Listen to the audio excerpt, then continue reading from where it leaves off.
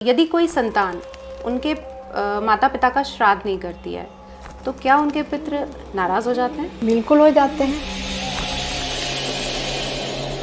जिनको हम पितृ कहते हैं, हाँ। वो पितृ किस तरीके से बनते हैं? मतलब जैसे किसी ने आत्महत्या कर ली, हाँ। तो जिसने आत्महत्या करके या फिर किसी की अकाल मृत्यु हुई है, एक्सीडेंट में मृत्यु हुई है, क्या वो भी पितृ की श्रेणी में आते हैं? चतुर्दशी तिथि जो होती है इसमें श्राद्ध नहीं किया जाता है। मलिन पितृ क्या होते हैं? क्या मलिन पितृ हमारी जिंदगी में विष की तरह काम करते हैं, या मलिन पितृ शरीर में भी प्रवेश कर सकते हैं? रात में जो आते हैं वो पितर नहीं होते हैं। रात में ज्यादातर हमारे पास निगेटिव हो रहा होते हैं, भूत प्रेत ये बाधाएं होती हैं। क्या आपने कभी किसी व्रतात्मा के दर्शन किए हैं, या फिर आपकी बातचीत हुई है? एक अनुभव विदेश में हुआ था, जो मैं मॉरिशस में थी तब एक बहुत छोटी बच्ची आई थी।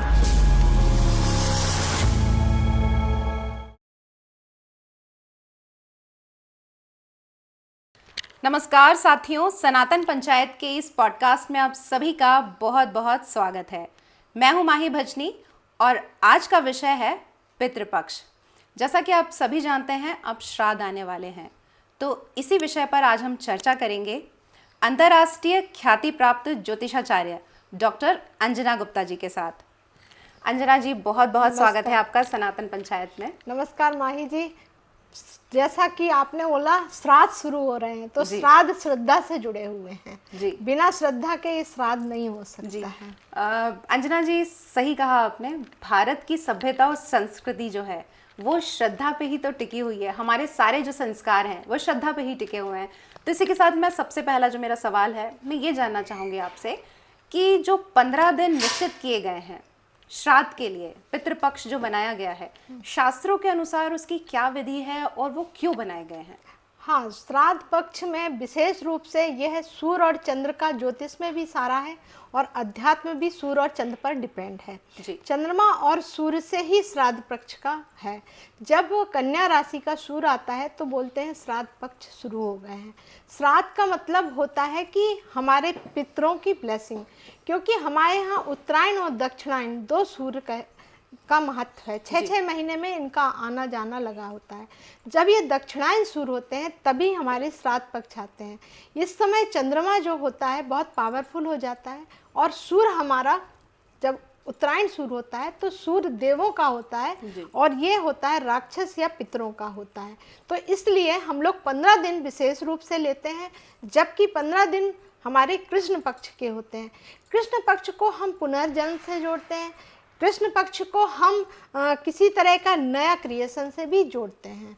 तो इसलिए 15 दिन हम लोगों के लिए श्रद्धा के होते हैं, और हम उस श्रद्धा में अपने पितरों को देखते हैं। और वो पितर, चूँकि उस समय पितर हमारे पास आते हैं और हम लोग उनको देखते हैं और हम उनके लिए व्यवस्थाएं करते हैं, तर्पण करते हैं और बलि देते हैं। इस तरह की कई प्रोसेस करते हैं। जी अंजना जी, जैसे आपने अभी तर्पण के विषय में बताया, तो जो हमारे पितृ रहते हैं वो किस तरह के तर्पण से प्रसन्न होते हैं? जैसे जौ का भी प्रयोग किया जाता है, चावल का भी प्रयोग किया जाता है, तिल का भी प्रयोग किया जाता है।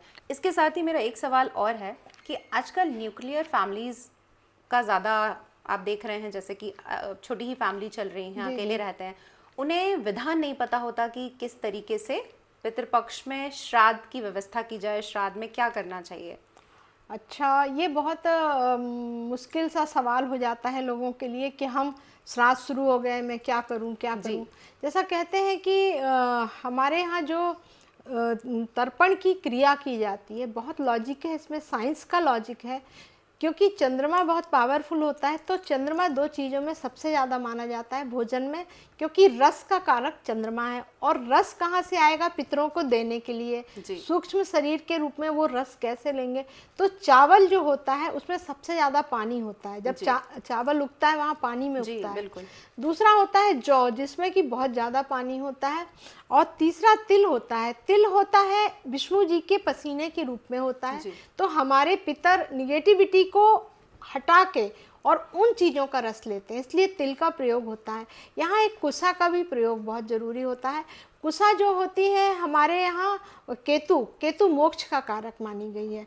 तो कुशा से संबंधित यह चीज होती है, क्योंकि कुशा में 3 देवताओं का वास माना गया है, ब्रह्मा, विष्णु और महेश। तो हम लोग इस समय एक अमावस्या में उस कुशा को तोड़ते हैं और उस कुशा के द्वारा ही तर्पण होता है। तर्पण के लिए विशेष रूप से अंगूठा और इस उंगली के बीच से जल डाला जाता है, अंगूठे से। तो ये सूर है ना, इसको हम लोग लेते हैं सूर के रूप में। और ये दूसरा होता है ऋषि, यानी गुरु तत्व। गुरु और सूर, इन दोनों के बीच से जब जल गिरता है, इसमें उंगलियां बंद होती हैं और अंगूठे से जल दिया जाता है। अच्छा, ये जो आप बता रही हैं प्रोसेस, ये जन सामान्य के लिए बता रही हैं या फिर यदि हम पंडित जी को बुला के अपने घर पे श्राद्ध करवाते हैं तो ये व्यवस्था होती है, या फिर जन सामान्य भी कर सकता है? बस इसमें मंत्र जो होता है, अब मंत्र नहीं बन रहा है आपसे तो अभी आप अपने पितरों को याद करके जल दे सकती हैं जी। आपको ऐसे। तो दर्शकों, देखा आपने अभी तक, यदि आपको ये नहीं पता हो कि पितरों को जल कैसे अर्पण किया जाता है, तो अंजना जी ने आज आपको ये बताया कि जल किस तरीके से, उसकी क्या एक जो कहना चाहिए मुद्रा, वो मुद्रा क्या होती है। हाँ हाँ, बस इसमें तिल रख लीजिए, जौ रख लीजिए, चावल रख लीजिए हथेली में, और जल डालते हुए इसमें क्या होता है, स्त्रियों को भी सम्मिलित कर सकते हैं। और स्त्रियों के साथ दिक्कत ये होती है कि उनकी पवित्रता का ध्यान रखा जाए, क्योंकि वो मेंसेस भी होती है उनके साथ। तो आप अगर पत्नी को रखना चाहते हैं, क्योंकि जल कोई और डालता रहेगा तब तो जाएगा, आप बार बार अंजलि से या तो लेके डालेंगे। तो इसमें बहुत महत्वपूर्ण हम ये बताना चाह रहे हैं कि आप स्त्री को शामिल कर सकते हैं, क्योंकि सीता जी ने भी तर्पण किया था। ऐसा नहीं है, लोग कहते हैं कि पुरुष के बिना नहीं होता है, तो सीता जी ने भी तर्पण अपने। आजकल तो वैसे यदि हम बात करें तो लड़कियां भी आजकल दाग देती हैं। हालांकि ये हमारे सामाजिक कहना चाहिए कि व्यवस्था में नहीं है, किंतु बहुत सारे अभी केस में देखा गया है भारत में, अलग अलग देशों में, कि लड़कियां जिनके यहाँ बेटे नहीं होते हैं वो लड़कियां ही अपने माता पिता को दाग देती हैं। इसका कारण शायद हमारे साइंस में भी है थोड़ा सा, क्योंकि जो औरत होती है, जो क्रिएटिविटी करती है, उसको डिस्ट्रॉय नहीं कर सकती है जी। तो ऐसा कहा जाता है कि शमशान में स्त्रियां नहीं जा रही हैं। शमशान में इसलिए नहीं जाती हैं कि वो क्रिएशन करती हैं, किसी को ख़त्म नहीं करके देख सकती हैं। इसी तरह ये है कि तर्पण में भी हम किसी को जल दे रहे होते हैं, मगर ये दूसरी प्रोसेस है, मगर इसमें स्त्रियों को मैं शामिल करती हूँ। स्त्रियों के बिना श्राद्ध नहीं करना चाहिए। स्त्री है तो पावर है आपके पास था, क्योंकि मातृलोक भी तो है। हम करक का जो चंद्रमा होता है जब वो करवा चौथ में, तो स्त्रियां जल देती तो हैं, तो वो भी तो दे रही होती हैं। तो हम लोगों ने इनको क्यों अलग करा है? मैं इस विचार का खंडन करती हूँ और स्त्रियों को भी अधिकार देने की बात करती हूँ। अच्छा, हम यहाँ पर बात करें, जैसे 15 दिन खास बनाए गए हैं। अब हमारे जो पितृ हैं, तो कहा जाता है कि हम इनके जो भी जिस पितृ के दिन निश्चित होते हैं, हम उस समय पंडित को बुलाते हैं, या फिर अपने तरीके से गाय के लिए, कौवे के लिए, और भी 2-3 प्रकार से जो भी बलि है या फिर जो भोग निकालते हैं, तो वो करते हैं। तो पितृ सिर्फ इसी समय आकर भोजन ग्रहण करते हैं, या फिर इन 15 दिनों के अलावा भी पितृ हमारे पास आते हैं, या वो हमसे आकांक्षा करते हैं कि उन्हें भोजन या किसी चीज़ की ज़रूरत है? इस समय बोला जाता है कि 5 जो बलियां होती हैं उनमें पितरों का निवास माना गया है। जैसा कि गाय को माना गया है, इस समय गाय के अंदर आती हैं, क्योंकि अगर आप बात कर रही हैं तो जिस तरह उत्तरायण और दक्षिणायन है, उसी तरह 2 तरह के लोग भी हैं। देव तरह के लोग भी हैं और एक होते हैं दानव तरह के लोग। जो आतृप्त आत्माएं हैं उनके लिए हम राक्षस यूज करते हैं, कुछ भी प्रेत या कुछ भी शब्द यूज करते हैं। अच्छा, यहाँ पर ये सवाल भी उठता है कि जैसे अभी आपने बात की, तो जो जिनको हम पितृ कहते हैं, वो पितृ किस तरीके से बनते हैं? मतलब जैसे किसी ने आत्महत्या कर ली, तो जिसने आत्महत्या करके, या फिर किसी की अकाल मृत्यु हुई है, एक्सीडेंट में मृत्यु हुई है, क्या वो भी पितृ की श्रेणी में आते हैं, या वो भटकते रहते हैं? मतलब इस विषय में लोगों के मन में बड़ी असमंजसता की स्थिति होती है। क्वेश्चन आपका बहुत अच्छा है, क्योंकि इसी को मैं आगे बताना चाहूँगी कि 2 तरह के लोग हैं। एक होते हैं तृप्त होके जाना, मतलब हमें कोई इच्छा नहीं है, हमारी कोई आकांक्षा नहीं है कि मुझे कुछ और चाहिए। वो लोगों की जब मृत्यु होती है तो शरीर चला जाता है। 5 तत्व जैसे बोलते हैं कि 5 तत्व का बना है, बाकी जो 5 एलिमेंट्स जो दिखाई नहीं दे रहे हैं, वो आत्मा के द्वारा एक तरह से ऐसा भ्रमण करते हैं। उनको एक गर्भ चाहिए, क्योंकि जब तक वो गर्भ में नहीं आएंगे, तब तक वो पता नहीं चलेंगे। पर जो आतृप्त आत्माएं हैं, निगेटिविटी, जिनके यहाँ कि हमें ये भी चाहिए, ये भी, अचानक मर गए, जैसे आपने अभी बात की प्रेत योनि में चले गए, वो भटकते हैं, उनको कोई कोख नहीं मिलती। कोख यानी आप समझ गई कि उनके लिए कोई जगह नहीं होती है, तो वो और भटकते हैं, जिसे आप कई बार महसूस भी करते हैं। तो वो लोग जो होते हैं, आतृप्त आत्माएं होती हैं, वो सब जो होती वो भी होती हैं उनमें, वो भी मतलब पितरों में हाँ, ही पितरों में ही पितरों आती में ही हैं। गिनी जाती पर हैं। वो है ना, यही कहा, गाय के रूप में जब आए रहे हैं पितर, तो कुछ अच्छे हैं, मतलब वो भी आ रहे हैं। कौवा के रूप में आ रहे हैं तो वो आतृप्त हैं कुछ। और हाँ, और कुत्ते के रूप में भी थोड़े आतृप्त के रूप में आते हैं। मतलब वो जो 5 चीजें मैंने बताई हैं, 5 लोगों को ब्राह्मण के रूप में तृप्त हैं, तो ऐसे 5 लोगों को जो भोजन दिया जाता है, इस समय अतिथि का आदर जरूर करना चाहिए। आपके यहाँ जो अतिथि पितर पक्ष में आ रहा है, समझ लीजिए वो पितर ही आ रहे हैं, क्योंकि उनके सूक्ष्म रूप में वो आते हैं आपके पास।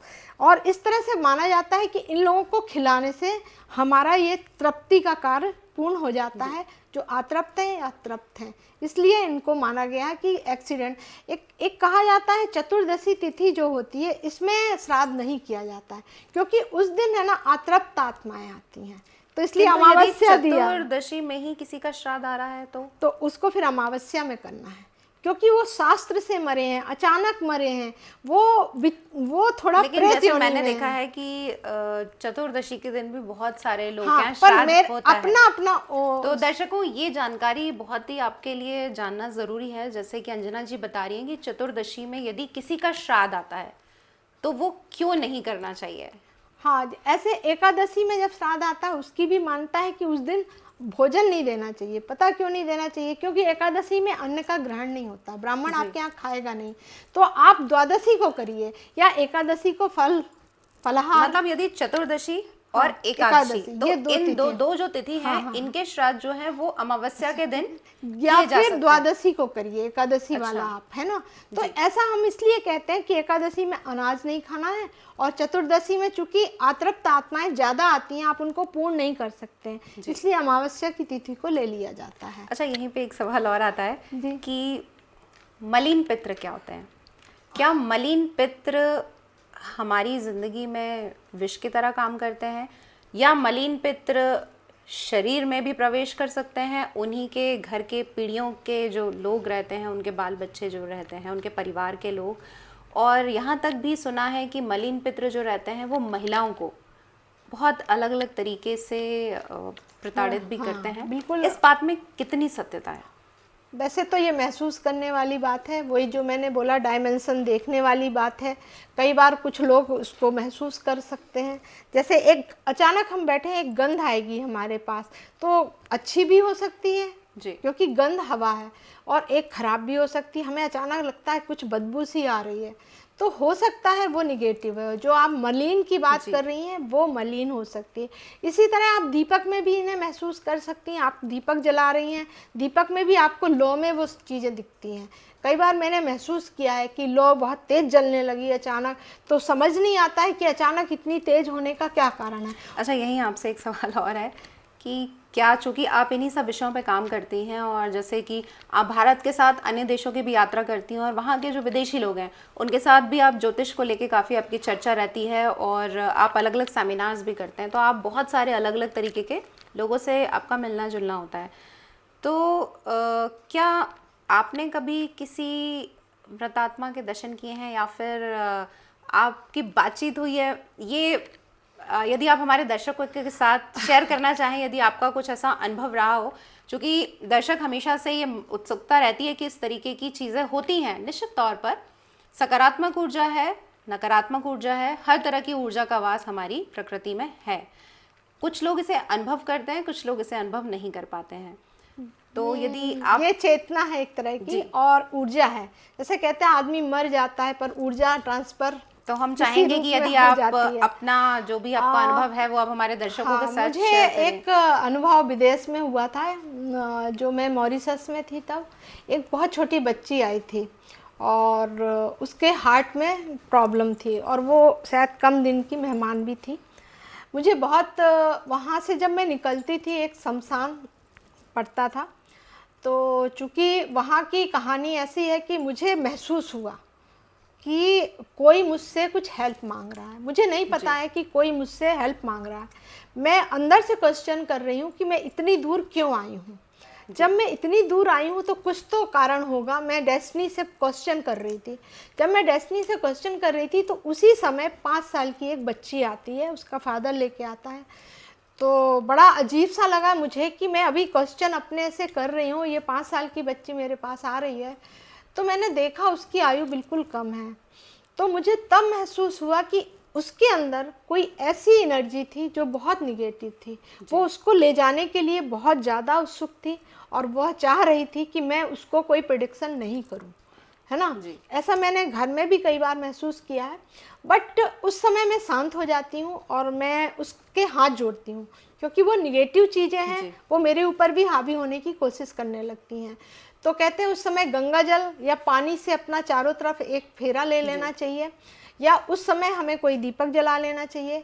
अब वहाँ विदेश में गंगा जल था नहीं, तो मैंने जल लिया और मैंने छोड़ा और मैंने प्रार्थना की कि आप उसको ले जाने आई हैं, मैं मना नहीं कर रही हूँ, पर इसने ऐसा क्या किया है कि जिसको आप जीवन नहीं देना चाह रही हैं। यहाँ विदेशों की बात आई है तो जैसे भारत में कहते हैं कि आत्माएं बड़ी भटकती हैं, यानी विदेशों में भी इस तरीके की, क्योंकि वहाँ पे हमारे क्योंकि हमारे यहाँ तो धर्म को लेके बहुत नियम है और हम कितनी पूजा पाठ करते हैं, सारे बहुत सारी चीज़ें होती हैं, लेकिन विदेशों में इस तरह की कोई व्यवस्था नहीं है।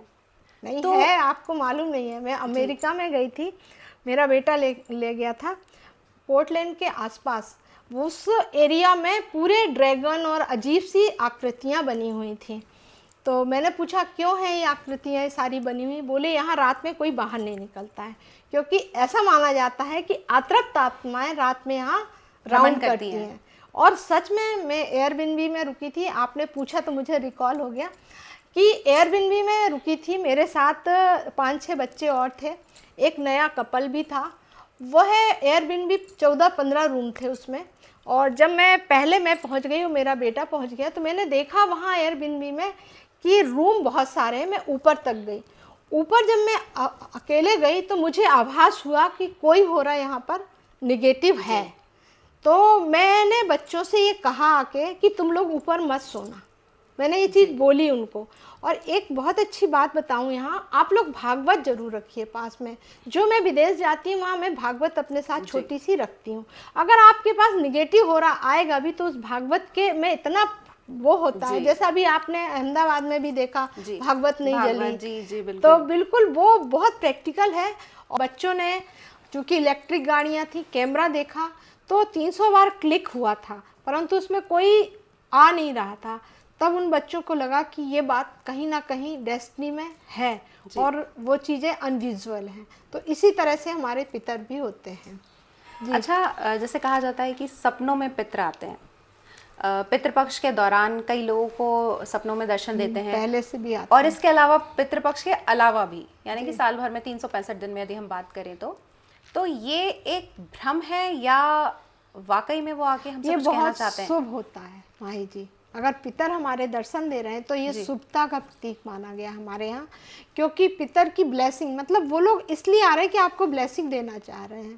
तो जो पितर में आते हैं, जैसा कि अभी बताया था कि उस समय जो 12 से 3 के बीच का समय होता है, वह समय पश्चिम की ओर जब सूर्य जाने लगता है तो पितर हमसे कनेक्ट होने लगते हैं।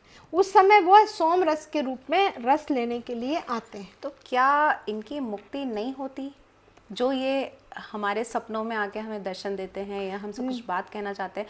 क्योंकि इस बात को कहीं ना कहीं यदि हम जोड़ें तो इसका अर्थ ये भी निकलता है कि उनकी मुक्ति नहीं हुई है या उन्होंने कोई अगला जन्म नहीं लिया। तो इसके साथ ये सवाल भी उठता है कि यदि किसी की मृत्यु हुई और उसने नया शरीर धारण कर लिया, तो क्या उसके बाद भी वो पितृ बन के किसी के सपने में आते हैं, एक सूक्ष्म शरीर या फिर किसी ऊर्जा के रूप में, या फिर उस परिवार के साथ उनका पूरी तरीके से जो कनेक्शन कहना चाहिए कि ख़त्म हो चुका होता है? देखिए, आपने ये क्वेश्चन इतना डीपली उठाया है कि उत्तर भी उतना डीपली जाएगा। इसे हम साइंस में न्यूरॉन्स, जैसा हम बार बार बोल रहे हैं, हमारे ब्रेन में होता है। एक बार क्या होता है, मनोवैज्ञानिक साइकोलॉजिकल होता है, और एक होता है कि नहीं सच है ये चीज़। तो जहाँ तक लगता है कि जो हमको सपने में आते हैं तो वो चले गए हैं कि नहीं गए हैं, इसके बारे में तो डिफाइन करना बहुत कठिन होता है। फिर भी ऐसा माना जाता है कि वो कुछ चीज़ों के कारण से रुके हुए हैं, तो वो हमें सपने में आ रहे हैं। मतलब उनकी अभी तृप्ति हाँ, नहीं हुई है, उनका कहीं ना कहीं जन्म अभी नहीं हुआ है। क्योंकि ऐसा हमने बौद्ध में भी पढ़ा है, दलाई लामा भी गए थे एक बार, तो उन्हें महसूस किया कई एनर्जियों की वो भटक रही हैं, उनको वो गर्भ धारण करने के लिए, शरीर के लिए इंतजार कर रही हैं। उस तरह हमारे पितर भी पितृलोक में, चंद्रमा में, वहाँ इंतजार करते हैं फिर से आने के लिए। तो वो जो इंतजार करते हैं तो वो तृप्त हुए हैं नहीं हुए हैं, पर उनको कई बार दोबारा जन्म लेना होता है। ये हमारी केतु से पता चलता है कि हमारी वो फिर से आना चाह रहे हैं, कि वो उनको मोक्ष या मुक्ति मिल गई, मोक्ष नहीं कहेंगे, मुक्ति मिल गई है। ज़्यादातर जो आते हैं उनको मुक्ति नहीं मिली होती है, वो कई बार रिपीट होकर आते हैं। हम लोग इसका कारण बुद्ध मानते हैं। बुद्ध से हम लोग देखते हैं, अगर आपके बॉडी में, आपके हाथ में कोई चिन्ह काला है तो ये ऐसा माना जाता है कि वो फिर से आएंगे आपके पिता। तो हम लोग इसको इस तरह से देखते भी हैं। तो इसका मतलब यह है कि कुछ तृप्त हो गए हैं तो वो आपको नहीं आएंगे, और जो अतृप्त हैं या फिर से आना चाहते हैं, उनकी कोई इच्छाएं हैं जो पूरी नहीं हुई हैं, उनके लिए वो लोग आपको सपने में आएंगे ही आएंगे।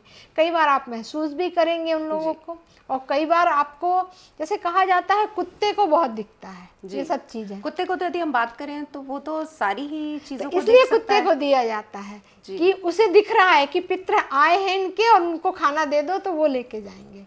चींटी को क्यों दिया जाता है? चींटी शनि है ना, शनि के रूप में वृद्ध होते हैं। जो वृद्ध आत्माएं गई हुई हैं उनको हम चींटी के रूप में भोजन देने लगते हैं। गाय के लिए हम लोग इसलिए देते हैं, जो बिल्कुल तृप्त होने की उसमें आ गई हैं, उनको हम गाय को खिला के उनको बैतरणी पार कराते हैं। तो सारे लॉजिक हमारे देश में ब्राह्मण को इसलिए कि अतिथि के रूप में आया है, कोई पिता आ गया है, जैसे कि अभी भूख लगी है, कई लोग भूखे रहते हुए मर जाते हैं, ऐसा भी है। बिल्कुल। तो वो लोग भी बहुत भटकते हैं। ऐसा होता है कि खाना भूख लगी है, क्योंकि हमारा सारा सिस्टम भूख से है ना।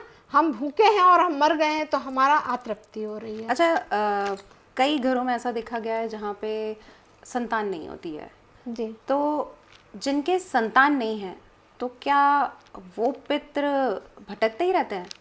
हाँ, ये क्वेश्चन, इसीलिए हमारे यहाँ काफ़ी व्यवस्था की गई है कि अगर कोई नहीं है तो आपका भांजा है, 100 ब्राह्मण के बराबर माना गया है। अगर आप भांजे को खिला देते हैं तो आपका वैसी मुक्ति हो जाती है, और ऐसा बोला जाता है कि पितृ प्रसन्न हो गए, उनकी मुक्ति। इसीलिए भांजों से बोलते हैं, भांजे और भांजी से कभी भी पैर नहीं छुलवाए जाते। हाँ, इसीलिए हमारे यहाँ एक बना हुआ है कि उनको इतना महत्व दिया गया है, 100 ब्राह्मण के बराबर।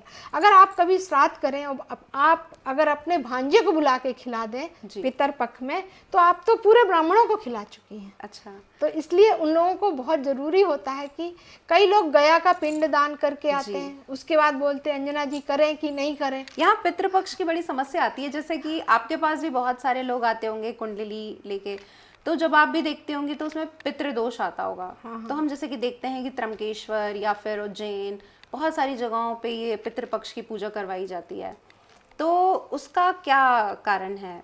हाँ, जब हम लोग ऐसा मानते हैं कि हमारा त्रिकोण होता है, धर्म त्रिकोण, वहाँ पर निगेटिव ग्रह हो, निगेटिव में हम शनि को लेते हैं, और 1, 5, 9 शनि हो, राहु केतु हो, तो ऐसा मानते हैं इनके यहाँ पितृदोष है। तो क्या इस पूजा से पितृदोष पूरी तरीके से हट जाता है? इसमें क्या होता है, नारायण नागबली जो होती है, नागों की उम्र 1000 साल से ऊपर है, तो जो पितर होते हैं त्र्यंबकेश्वर में वो नागों के रूप में वहाँ रहते हैं, और जब वो नाग के रूप में होते हैं तो उनको तृप्त करने के लिए हम लोग वहाँ जाके, जैसे आपने नारायण नागबली की पूजा कराई, तो इस विषय में मेरा भी थोड़ा सा अनुभव है कि नारायण नागबली की पूजा बताया जाता है कि बहुत ही तेज रहता है। मतलब कई लोग तो वहाँ पे अपने पितरों को दर्शन भी कर लेते हैं।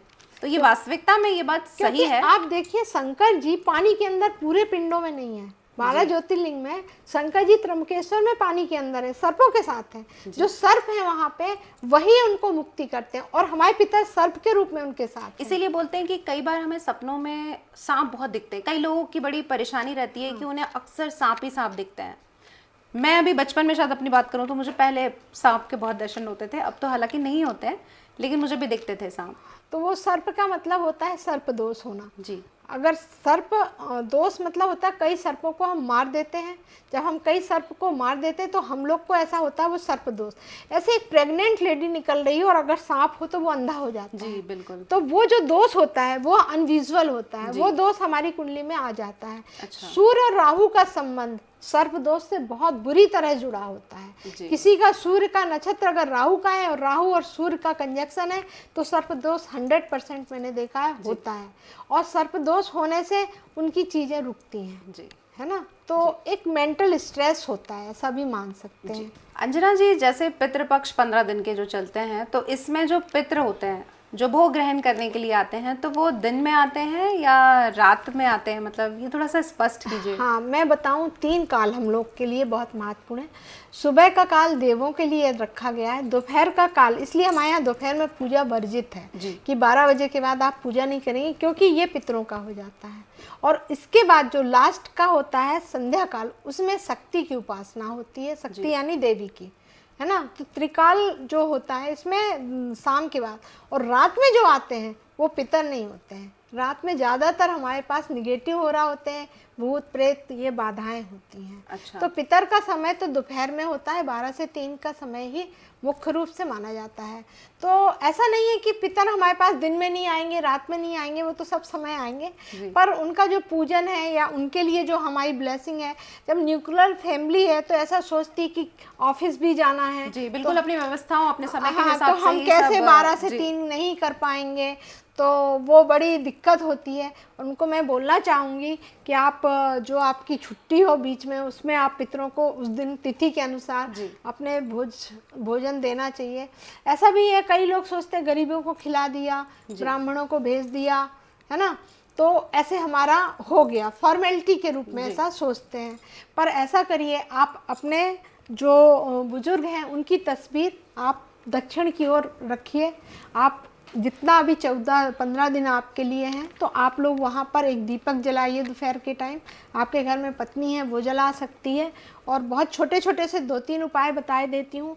उनकी फ़ोटो के पास आप लोग पीले फूल नहीं चढ़ाएंगे, सफ़ेद फूल चढ़ाना चाहिए, और जिसमें सुगंध नहीं हो। फाल्गुनी के अलग से फूल भी आते हैं जो सिर्फ पितरों को चढ़ते हैं, किसी देवताओं को मत चढ़ाइएगा, वो आपको निगेटिव चीज़ हो जाएगी। एक दीपक जला दीजिए, तिल का तेल जलाएं। आप गीता का अध्याय यहाँ जरूर पढ़िए। अगर आप पढ़ सकते हैं तो 7वां अध्याय रोज पढ़ डालिए। आप अगर ऑफिस में हैं तो भी आप पढ़ सकते हैं, कोई मतलब ये छोटा सा उपाय है। हाँ। ये करके हम अपने पितरों को कहना चाहिए कि खुश कर सकते हैं, और इसमें ज़्यादा आपका समय भी बहुत ज़्यादा नहीं लगेगा। हाँ, तो मुझे ऐसा कहना इसलिए पड़ रहा, आज आपका क्वेश्चन था कि न्यूक्लियर फैमिली है तो हम क्या करें। आप गीता तो ले जा सकते हैं, आप 7वां अध्याय पढ़ लीजिए, उनको मिल जाएगा। तुलसी रख दीजिए, जो भी बना है बिना प्याज लहसुन का वो आप उनको रख दीजिए। और आप एक छोटा सा कंडा जला सकते हैं, नहीं जला सकते तो आप दीपक तो जला रहे हैं, क्योंकि दीपक भी यज्ञ है एक तरह का, तो आप तिल के तेल का जलाइए, ऐसा मानते हैं। अच्छा, ये जो कंडे की बात आई, तो क्या कंडे में ही भोग ग्रहण करते हैं? हाँ हाँ, ये है। गाय पितृ भी और ईश्वर भी कहना चाहिए, देवी देवता भी हमारे। ईश्वर का तो इतना नहीं है, पर गाय के गोबर में पितरों को जरूर देना चाहिए। मतलब पितृपक्ष के दौरान हमें कंडे में ही भोग लगाना उसमें चाहिए। आग नहीं जली हो, क्योंकि देखिए 2 तरह के लोग होते हैं, स्वाहा और स्वधा। जी। स्वाहा बोलते हैं जब हम देवी देवताओं के लिए करते हैं हवन, तो स्वाहा बोलते हैं, वो अलग एक देवी है। हम कुछ नहीं कर सकते, 3 बार स्वाधा स्वाधा स्वाधा बोल देंगे ना, तो भी पितर आपके ले जाएंगे। मतलब कि एक बहुत छोटा सा न्यूक्लियर फैमिली के लिए अंजना जी ने उपाय बताया है। आप ज़्यादा कुछ नहीं कर सकते, आप भोग उन्हें कंडे में दे सकते हैं। 3 बार स्वधा करके आप भोग अपना अर्पित कर दीजिए, दिया जला दीजिए। सफ़ेद फूल जो आप बता रही हैं, वो बिना सुगंध के, बिना सुगंध वाले फूल चढ़ा दीजिए, और गीता का 7वां अध्याय का पाठ कर लीजिए। आपके पितर आपसे स्वयं ही प्रसन्न हो जाएंगे। अच्छा, यहाँ पर मुझे एक बात और बताइए कि जिन परिवारों में बड़े बुजुर्ग रहते हैं, यानी कि सास ससुर हैं और 2 या 3 बेटे हैं, तो वहाँ ये कहा जाता है कि मध्यस्थ जो बीच वाला बेटा है या जो सबसे छोटा बेटा है वो श्राद्ध नहीं कर सकता, या फिर बड़ा बेटा भी नहीं कर सकता, क्योंकि जब तक माँ बाप जिंदा हैं। तो इसमें कहाँ तक सच्चाई है और हमें क्या करना चाहिए? हाँ, देखिए जो बुजुर्ग होते हैं अगर वो काम कर सकते हैं या वो कर सकते हैं तो उन्हीं को करना चाहिए, क्योंकि हम उनको जल भी देते हैं, उसमें तिल डालते हैं, चावल डालते हैं और जौ डालते हैं।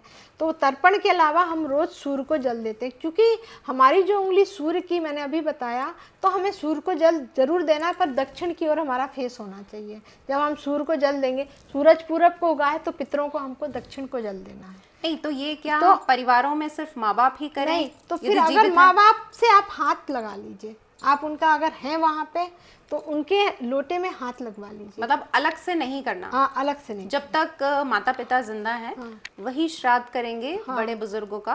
और उसके बाद फिर परिवार में जो बड़ा बेटा होता है हाँ, या छोटा या छोटा, बीच के जो लोगों का अधिकार इसमें नहीं बताया और यदि करना चाहे स्वेच्छा से तो तो क्या कुछ मेरे ख्याल से नहीं करना चाहिए। इसका एक नियम होता है कुछ, तो इसलिए माना जाता है कि बड़ा बेटा करे तो ज़्यादा इन लोगों को तृप्ति होती है। अच्छा, इसके साथ ही एक सवाल ये भी उठता है कि जिनके लड़के नहीं होते हैं, जिनकी बेटियां होती हैं, तो वो बेटियां, कहा जाता है कि माँ बाप को बेटियों का नहीं लगता है, किंतु अब बेटे तो है नहीं उनके, तो जब उनका श्राद्ध जो करती हैं तो वो तो बेटियां ही करेंगी।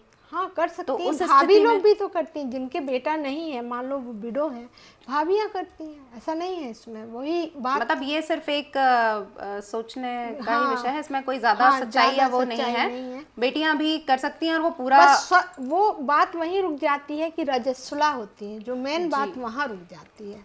बस उससे वहाँ पे शुद्धता का विचार कर लिया जाता है। तो ये चीज़ बहुत महत्वपूर्ण हो जाती है। और दोस्तों, आखिरी और लास्ट, अगर आपको श्राद्ध करना नहीं आ रहा है और आपको लगता है कि हमको इस चैनल के द्वारा कुछ नई चीज़ पता चलेगी, तो बहुत महत्वपूर्ण मैं माही जी आपके लिए बताना चाहूँगी कि हम लोग पितरों की ब्लेसिंग के लिए दूध, पानी यह कुत्ते को जरूर दे सकते हैं। रोज 15 दिन, रोज 15। कोई भी दे सकता है। हाँ, कोई इसमें छोटे बेटे, बड़े बेटे या बीच के बेटे का कुछ नहीं, कोई भी दे सकता है। अच्छा, इसी के साथ जैसे साल भर में यदि हम जानना चाहें कि पितरों को मुक्ति मिले या हमारे पितर आराम से रहें, तो उसके लिए एक छोटा सा हमारे दर्शकों के लिए आप कोई उपाय बता दीजिए जो वो कर लें अपने पितरों को खुश रखने के लिए। हाँ, जैसे आपको अगर आपके पितरों को खुश रखना है तो आप जो जहाँ जल का स्थान हो वहाँ दीपक जरूर जलाएं। तो वो जो दीपक है वो कौन से तेल का होना चाहिए? वो है ना, तिल के तेल का होना चाहिए। तिल के तेल? तिल के तेल, सरसों के तेल का भी कई लोग बताते हैं। नहीं नहीं, सरसों का तेल नहीं। यहाँ पे बर्तन का भी बड़ा वो महत्व है। इस समय लोहे के बर्तन नहीं यूज़ करना चाहिए, लोग स्टील यूज़ कर रहे हैं, वो लोहा है उसको रोकना चाहिए। अच्छा। यहाँ पे मिट्टी के बर्तन नहीं यूज़ किए जाते हैं पितरों के, ये थोड़े नियम होते हैं जी। और ऐसा कहा जाता है कि इस समय प्याज लहसुन भी त्यागना चाहिए जी। कुछ लोगों को पितर मांस मदिरा भी लेते हैं, ऐसा नहीं है, क्योंकि ये संसार में हमारे इंडिया में बहुत लोग हैं, तो उनके पितर अगर वो है चीज़ खा रहे हैं तो वो लोग उसको देते हैं क्योंकि वो खुश हो जाएंगे, ऐसा मानते हैं। तो वो भी एक नियम होता है उन लोगों का। तो हम इसको किसी चीज़ से बांध नहीं सकते हैं, बस हम 15 दिन उनको महसूस कर सकते हैं, उस एनर्जी को। वह एनर्जी कहीं कॉन्शियस और अनकॉन्शियस माइंड में हमारी एनर्जी के रूप में हम फील कर सकते हैं। कुछ राशि की कुंडलियों में पितरों की ब्लेसिंग बहुत मिलती है, जैसे कुंभ राशि के लोगों को पितरों की ब्लेसिंग के बिना कोई काम ही नहीं होता है। तो उस समय कुछ लोग कहते हैं खरीदारी नहीं करो, ये नहीं करो। ये खरीदारी वाली बात होती है कि 15 दिनों में कुछ नया सामान नहीं खरीदना चाहिए। तो उसमें ये हम बताना चाहेंगे, जिनके माँ बाप जिंदा नहीं हैं जी, उनको नहीं खरीदना है। अच्छा, जिनके जिंदा हैं जिंदा वो खरीद सकते हैं, उनके लिए दोष ही नहीं आ रहा है ना। जी, ये बड़ा ऐसा सवाल है जो भ्रांति है कहना चाहिए कि हम सब लोग के मन में है, और ज़्यादातर 15 दिन लोग कुछ भी, कई लोग बिल्कुल अपनी शॉपिंग वगैरह सब बंद कर देते हैं। तो आज अंजना जी ने जैसा बताया कि जिनके माता पिता जीवित हैं वो सामान की खरीदारी कर सकते हैं। अंजना जी, मृत आत्माओं का क्या कोई वैज्ञानिक आधार भी है या फिर सिर्फ ये एक रूढ़िवादी सोच है? यहाँ पे मैं ये सवाल इसलिए कर रही हूँ क्योंकि बहुत से लोगों का ऐसा सोचना होता है कि इस पृथ्वी पर आत्माएं विचरण नहीं करती। कई लोग मानते हैं, कई लोग नहीं मानते हैं, लेकिन जो महसूस कर सकते हैं उस एनर्जी को, उनका कहना होता है कि हाँ बिल्कुल होती हैं। तो आपके माध्यम से जानना चाहेंगे कि इस बात में कितनी सच्चाई है? देखिए, ये अगर हम साइंटिफिक लेते हैं, क्योंकि इस पे रिसर्च ही चल रहा है अभी, क्योंकि वैज्ञानिक दृष्टिकोण से कॉन्शियस अनकॉन्शियस माइंड है, जो फ्राइड का भी नियम है। तो विज्ञान मानता है हमारे पास दिमाग तो है, दिमाग में एक चेतना है, पर उस चेतना को कैसे महसूस कर सकते हैं, वहाँ पे वह नील हो जाता है। जैसे कहते हैं बीपी तो हम नाप सकते हैं पर मन को नहीं नापा जा सकता है, वैसे ही ये चीज़ें होती हैं कि हम देखते हैं कि किसी लैब में ये सिद्ध नहीं हो सकता है दोस्तों कि केमिस्ट्री इसके पीछे अदृश्य जो आत्मा है वो कैसे हम देख पाएंगे। तो ये केमिस्ट्री एक तरह की, तो हम बोल सकते हैं इसे हम मृत्यु के जो लोग करीब होते हैं उन्हें कई बार हम महसूस करते हैं कि वो वापस आ गए हैं, वो कहते हैं हम गए थे कहीं हम थे, है ना। कई बार ऐसे ही मेडिकल में भी कई बार होता है कि लोग बाग कहते हैं कि ऐसा हुआ था, एक डॉक्टर ने भी मुझे ये बात बताई थी, ऐसा नहीं है। तो इसके पीछे एक क्वांटम भौतिक यानी भौतिकी चीज़ें होती हैं जिससे कि हम लोग देख सकते हैं कि मरने के बाद कुछ एनर्जी फील होती है उनको कि हम कहीं ऊपर जा रहे थे और हम वापस आ गए। तो ये जो ऊपर जाने की और नीचे आने की थ्योरी है ये अनविजुअल है, वो जो अनविजुअल है उसको नाप नहीं सकते हैं, इसलिए हम कह देते हैं कि ये चीज़ नहीं मानते हैं, है ना। मतलब मृत आत्माएं इस प्रकृति में, इस सृष्टि में विचरण करती हैं। हाँ, जैसे गीता कहती है ना, आत्मा मरती नहीं है, अजर अविनाशी है, वो रूप बदल के आ जाती है। वैसे ही हम लोग पश्चिम में जाओ अगर विदेश में, तो यहाँ पे फॉरेन में लोग कहते हैं कि बॉडी अलग है और आत्मा अलग चीज़ है, साउल अलग चीज़ है, बॉडी अलग चीज़ है। इसी तरह बौद्ध दर्शन में चेतना का प्रवाह रुकता नहीं है, कभी भी चेतना वापस आ जाती है फिर से लौट लौट के। तो आप देखो ना, आप कई चीज़ें भूल जाते हैं फिर याद क्यों आ जाती हैं, वैसे ही पितर हमारे आ जाते हैं, वापस हो जाते हैं, आ जाते हैं। अंजना जी, यदि कोई संतान उनके माता पिता का श्राद्ध नहीं करती है तो क्या उनके पितर नाराज़ हो जाते हैं? बिल्कुल हो जाते हैं, क्योंकि जैसे भगवान नाराज होते हैं वैसे पितर भी नाराज हो जाते हैं। तो निश्चित है ये चीज़ ध्यान रखना चाहिए। मतलब मान सम्मान हाँ सभी को प्रिय है। हाँ, वो पितरों को भी प्रिय है जी। मतलब कई बार ऐसा होता है कि जैसे बच्चे विदेश में हैं, बाहर हैं या किसी भी कारणवश नहीं कर पाए, लेकिन उन्हें इस बात का खास ख्याल रखना पड़ेगा कि हमारे जो भी पितर हैं, जो भी हमारे बड़े उनके निमित्त आप भोग या खाना निकलवा दीजिए और दे दीजिए तो वो खुश हो जाते हैं। अमावस्या तिथि इसीलिए रखी जाती है। जी। मतलब जो लोग, जिनको कई लोगों को अपने पितरों का सही समय भी नहीं मालूम, तो वो भी कह सकते हैं कि सबका श्राद्ध एक साथ कर दिया जाता है। हाँ, अमावस्या के दिन। हाँ, तो उससे उन लोगों के पास वो खुश हो जाते हैं और आपको ब्लेसिंग देके जाते हैं। जी। तो दर्शकों, पितृपक्ष केवल एक कर्मकांड नहीं है, ये अतीत और वर्तमान का एक संवाद है, मिलन है। किंतु सवाल ये है कि क्या हम इस संवाद को सुन पा रहे हैं? आज के इस पॉडकास्ट में अंजना जी ने बहुत सारी ऐसी नई नई जानकारियाँ दी जिनसे हम सभी अभी तक अनभिज्ञ थे, और मुझे ऐसा लगता है कि हमारे दर्शकों को बहुत छोटे छोटे ऐसे उपाय भी उन्होंने दिए हैं जिससे निश्चित तौर पर वो इस पितृपक्ष में अपने पितरों के तर्पण के लिए या उनकी मुक्ति के लिए वो उपाय करके आराम से अपने पितरों को खुश कर पाएंगे। तो इस पॉडकास्ट में आज हमने बात की अपने पितरों के विषय में, श्राद्ध पक्ष के विषय में। अगले पॉडकास्ट में फिर मैं हाजिर होंगी एक नए विषय के साथ और हमारे एक नए मेहमान के साथ। अंजना जी, बहुत बहुत धन्यवाद आज की जानकारी के लिए आपका सनातन पंचायत में। माही जी नमस्कार। नमस्कार।